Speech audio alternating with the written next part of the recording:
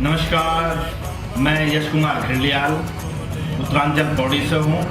मैं एक फौजी भी हूँ और आप लोगों को अपनी आवाज़ में स्वरचित भोले शंकर का एक भजन प्रस्तुत कर रहा हूँ। धन्यवाद। बम बम भोले, बम बम भोले।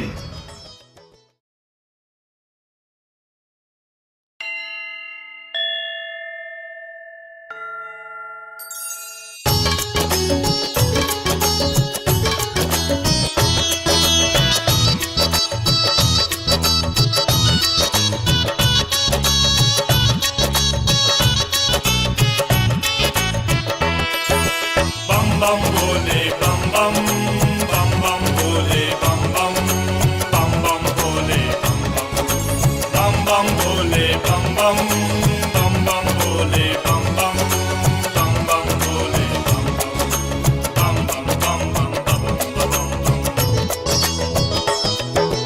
संग में जिनकी पार्वती जी, गोद में उनके गणपति जी, बम बम भोले बम बम।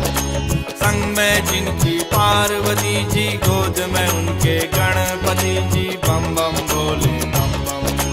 सबका भाग्य विधाता नीलकंठ वाला, सबका भाग्य विधाता नीलकंठ वाला, बम बम भोले बम बम बम बम भोले बम बम बम बम भोले बम बम बम बम भोले बम बम बम बम भोले बम बम बम बम भोले बम बम बम बम बम बम बम बम।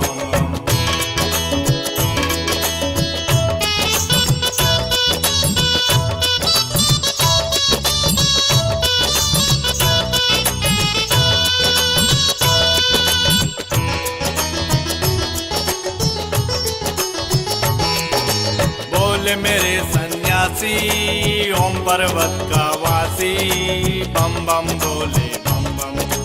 बोले मेरे सन्यासी, ओम पर्वत का वासी, बम बम भोले बम बम।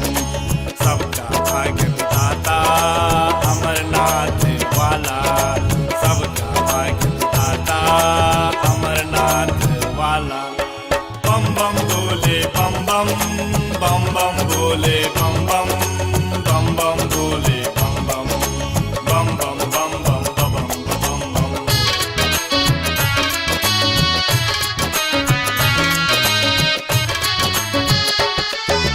गले में जिनकी सर्पों की माला, हाथ में उनकी रुद्राक्ष माला, बम बम भोले बम बम।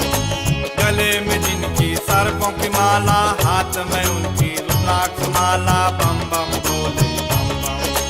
सबका भाग्य विधाता अर्धचंद्र वाला, सबका भाग्य विधाता अर्धचंद्र वाला, बम बम भोले बम बम बम बम भोले बम बम बम बम भोले बम बम।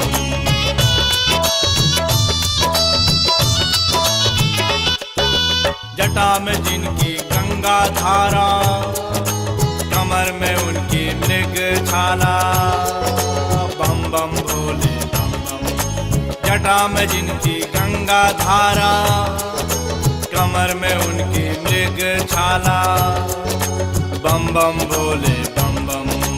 सबका भाग्य विधाता नंद सवारी वाला, सबका भाग्य विधाता नंद सवारी वाला, बम बम भोले बम बम बम बम भोले बम बम बम बम भोले बम बम बम बम बम बम बम बम बम बम बम बम बम बम बम बम।